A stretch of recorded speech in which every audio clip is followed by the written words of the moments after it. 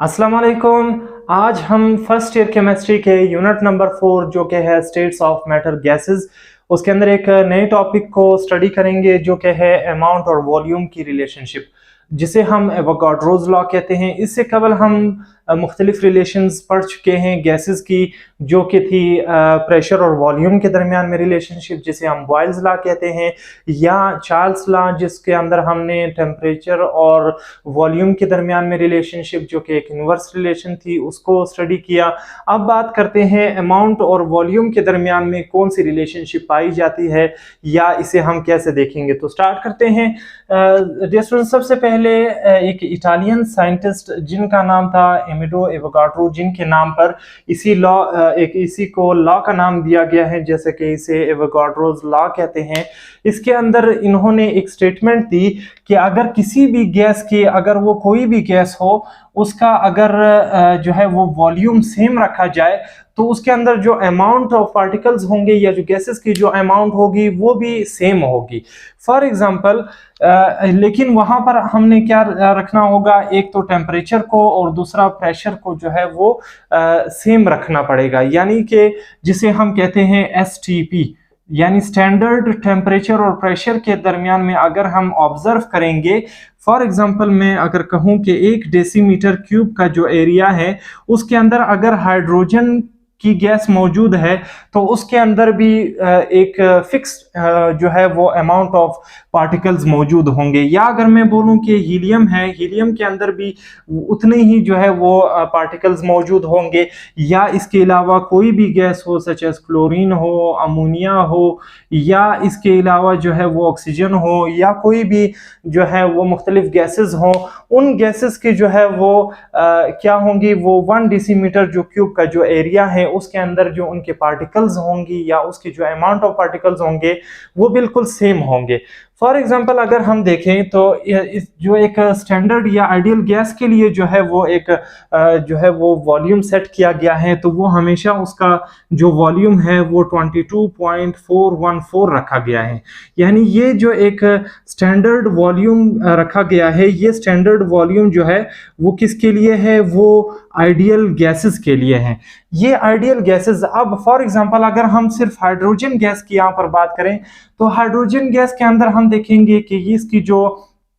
Volume है वो volume होगी 22.428। यानी इसके अंदर जो है वो, यानी पॉइंट्स के अंदर कुछ जो है वो यानी जो रियल गैसेस हैं उनके अंदर पॉइंट्स में कुछ आगे पीछे हो सकता है, लेकिन जो आइडियल गैसेस हैं या जो थ्योरेटिकल जो हम एक चीज़ मुख्तलिफ गैसेस को जो है वो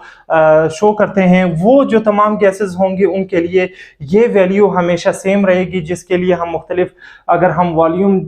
डिफरेंट गैसेस की या अमाउंट ऑफ गैसेस का जो है वो फ़र्क देखेंगे या कंपैरिजन देखेंगे तो उसके अंदर जो वैल्यू यूज़ करेंगे वो 22.414 होगी, चूँकि ये एक स्टैंडर्ड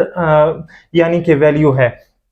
इसके अलावा अगर हम सिर्फ हाइड्रोजन गैस की अगर हम बात करें तो वो उसकी अगर वॉल्यूम जो है वो 22.428 डेसीमीटर क्यूब हो, तो इसके अंदर जो अमाउंट ऑफ पार्टिकल्स होंगे वो होंगे 6.02 मल्टीप्लाई 10 पावर 23। यानी कि जैसे कि ये एक एवोगाड्रो नंबर है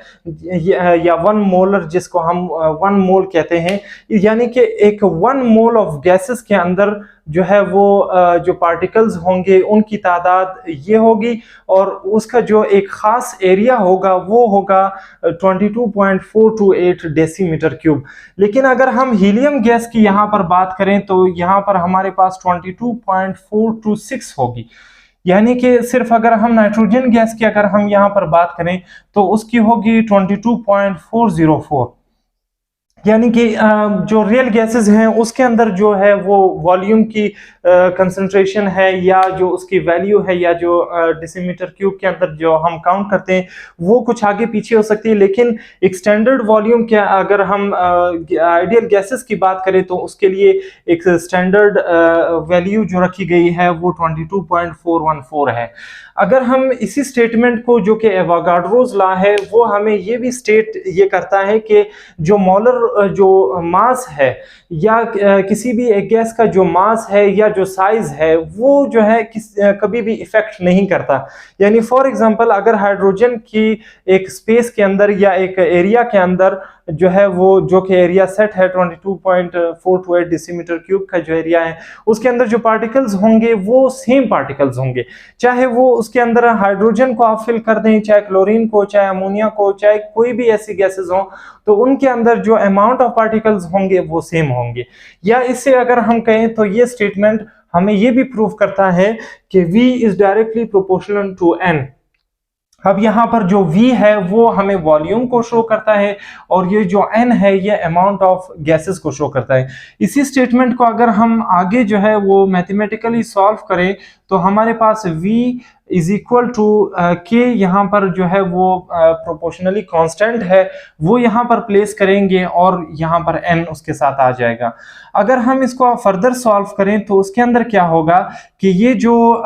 N है ये यहाँ पर मल्टीप्लाई में है तो ये यहाँ पर डिवाइड में आ जाएगा और ये K के बराबर होगा। अगर हम मुख्तलिफ गैसेस के दरमियान में जो है वो अमाउंट और वॉल्यूम की रिलेशनशिप को अगर हम मालूम करेंगे तो उसके लिए हम क्या देखेंगे कि V1 bye N1 is equal to, यानी कि अगर हम देखेंगे कि V2 by N2 is equal to K, यानी कि अगर हम जो मुख्तलिफ वैल्यूज को अगर हम कैलकुलेट करेंगे तो वो उसके लिए जो एक एक्सप्रेशन या मैथमेटिकल इक्वेशन जो यूज होगी वो हमारे पास ये होगी। तो ये था आज का एक सिंपल सा और सादा सा टॉपिक। उम्मीद है आपको समझने में आसानी होगी इस तरह पॉइंट्स और बुलेट पॉइंट्स के तरीके से। तो उम्मीद है इंशाल्लाह आपको इस टॉपिक के हवाले से क्लियर हुआ होगा। तो मिलते हैं इंशाल्लाह नेक्स्ट वीडियो में, तब तक अपना ख्याल रखिएगा। अल्लाह हाफिज़।